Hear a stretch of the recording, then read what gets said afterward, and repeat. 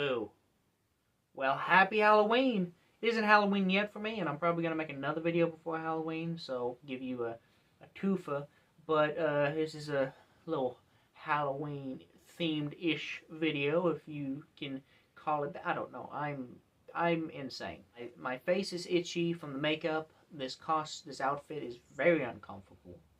And you might be wondering what I'm going to do for this spooky occasion, where I got something downright diabolical, terrifying, spooky, scary. A bad sequel. You can tell by the thumbnail and the title of this video, we're talking about Joker 2. And I thought it'd be appropriate to get one of my costumes. Every Halloween I have about 52 costumes, just back up, just in case. You never know if you're just going to have to switch on the dime or one costume isn't enough. So this is my clown costume. Hope you like it. The makeup is a little bit of a rush job, so not the best. But today we're talking about a different clown. Hollywood. What are you doing? Stop. Stop what you're doing, okay? I watched this film, and I'm gonna tell you right now, I didn't go to theaters to watch it. I pirated it, okay? And I am proud of that. This movie is bad. I will admit, it's bad. It's not even like, oh, I want to watch it again because it's so bad. It's just bad. So, there's a lot of things wrong with this film, but before we go in the film, little background on a couple things. First off, like I said, this is a sequel to Joker 1. Joker 1 was a great film. I'm not going to be one of the ones that's like, oh, Joker, it was a masterpiece, you know? It was a great film. I love the cinematography. I love good camera work, sound work, and how you can turn a scene into an atmosphere that really brings you into the scene. I'm a sucker for that, and I think the Joker did that well. It did do a good job at bringing you in scenes and making you feel like, you know, this is making you feel what you're supposed to feel. But even then, it wasn't perfect. I don't think that was the Joker, if that makes sense. Joker is a very special character in comics and media. You know, he is, you have to do him right, and if you don't, what are you doing? So in the first film, they did good. At the end, they set it up to where he is the Joker. He became the Joker. You know, Arthur Fleck is supposed to be dead, and you could have ended the movie there, and it never had a sequel.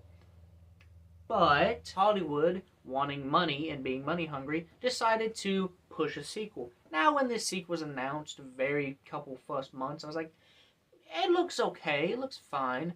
But then, when watching the trailer, watching this stuff, I was like, okay, there's something weird going on. And then when the movie came out and I watched it, everything just set in. What was wrong with the film? Oh, one problem is musical. Now, they were pushing heavily that this film was going to be a musical and have musical elements, and that was going to help the story, which, I'm going to be honest, I like musicals. I think the idea of it being a musical isn't necessarily a bad idea. You just have to know how to do it right. So, I don't think they did it right. First off, when you do a musical, when you watch a musical, even if you don't like musicals, every time a song comes up, you get kind of excited. You like the song, and it has to be a catchy song, or sound good, or, you know, be a spectacular, you know, dancing routine or something like that to make it interesting, keep you engaged.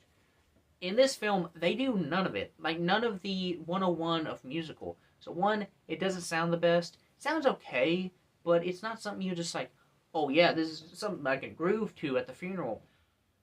But it's also just like, the pacing is bad with it. It just shoves a musical number somewhere, and it's just like, why? With most musicals, when there's a musical number, it builds up to the music, and then it feels not forced. With this one, it just comes out of nowhere. He just starts singing. They just start singing out of nowhere.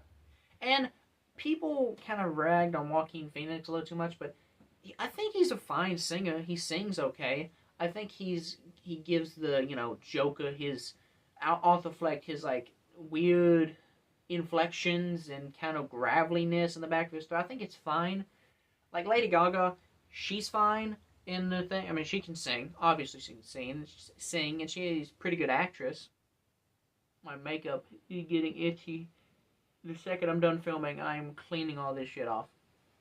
And the music is it's forced and it doesn't fit. There's only one musical number that I liked because it kind of involves my other problem with the movie is the Joker isn't the Joker. Now, I don't care what the directors or whatever say.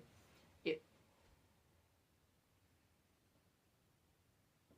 after okay. Now, I don't care what the directors or anyone else has to say. If you're trying to write the Joker, you have to make the Joker the Joker. Now I will warn you, I'm gonna say Joker a lot through this review. And in this film, they don't, be like, oh, he's the Joker. He's insane. He has no morals. All that's gone. They're just like, split personality.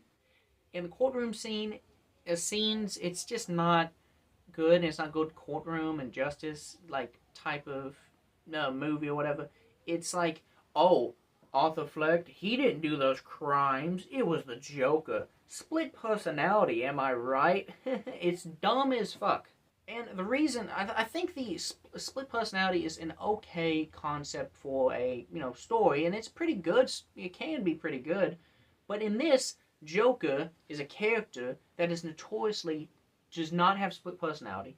When he does something, he does something. And yes, he does have mental illness. Don't get me wrong. He's messed up in the head, but in a different light. Not a light that is, where you can have sympathy for it. In a way where it's like, this man is a psychopath, and there's no remorse for anything he's ever done.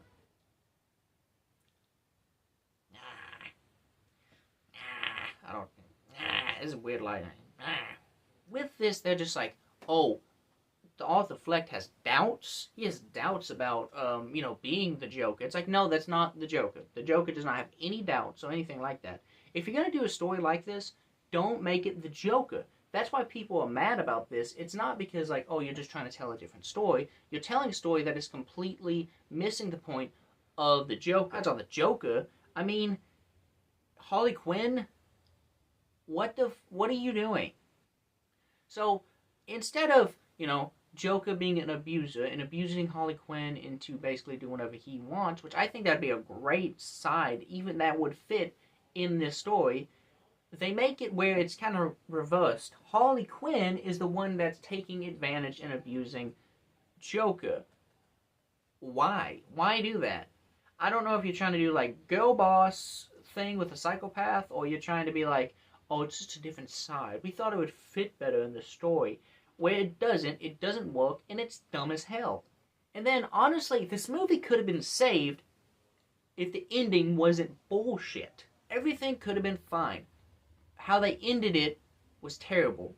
Let me tell you what they should have done, okay? What the ending is, Arthur escapes, which he does. He gets the courthouse gets blown up, and I did also forget to mention, Harvey Dent is in this movie.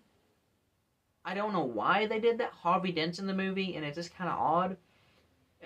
He doesn't really become Two-Face. I think he dies, but they, like, imply that, he got... It's weird. It's dumb. But how they should have ended is when he escapes, and he goes meets Harley Quinn. I have no problem with Harley Quinn, being like, hey, I don't want you anymore. You're gross. But what should have happened is the second that happened, something snapped, and he truly became the Joker. There was no Arthur Fleck. Everything is done. He killed Harley Quinn, maybe threw it. I thought he was going to throw her down the stairs. I thought that would be kind of cool. And then he escapes and becomes the Joker. That's what we're wanting to see, is this Joker become the Joker. But they didn't. He got arrested back again, and he's back in the insane asylum, and he's just back to square one being Arthur Fleck. And then the dumbest plot hole happened is when he was going to get transferred, I don't know, take a shit or something. Another inmate came up to him, told a bad joke, something that doesn't even make sense, stabbed him to death, stabbed Arthur, the Joker, to death. And then they tried to imply that the guy that stabbed him was Heath Ledger Joker from the Dark Knight Dark Knight Rises, or the second one with Joker, one of the greatest Jokers. They try to imply that because stabbing, and then he started maniacally laughing, and then cut his face open. It's like, one, if you are trying to imply that, you can't. You had Harvey Dent in the 80s. Harvey Dent was a full-grown adult, right, like middle-aged adult in The Dark Knight Returns, so that wouldn't have happened. So you're breaking your own continuity in your own film. How are you doing that? Here comes the money.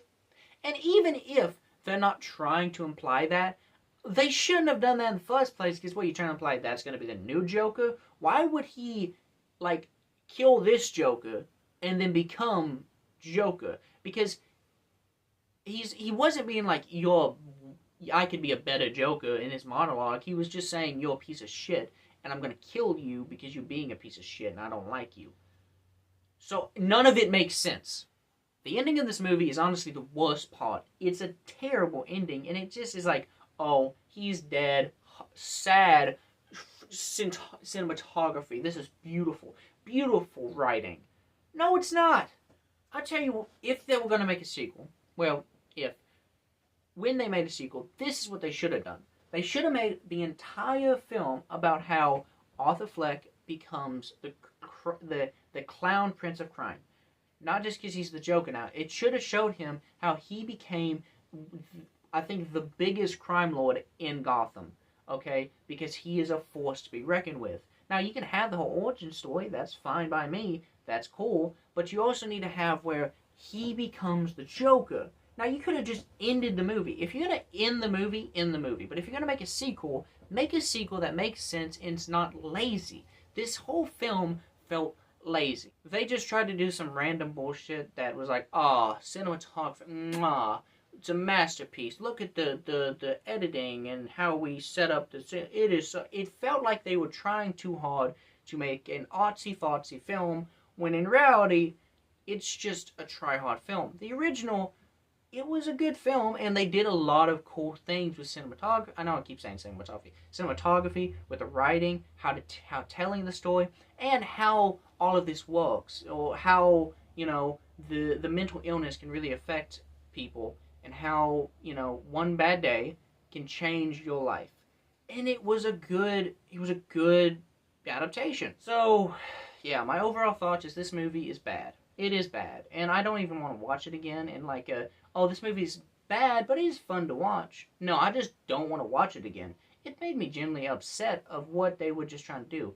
It was like the Borderlands movie. I don't want to watch that piece of shit ever again.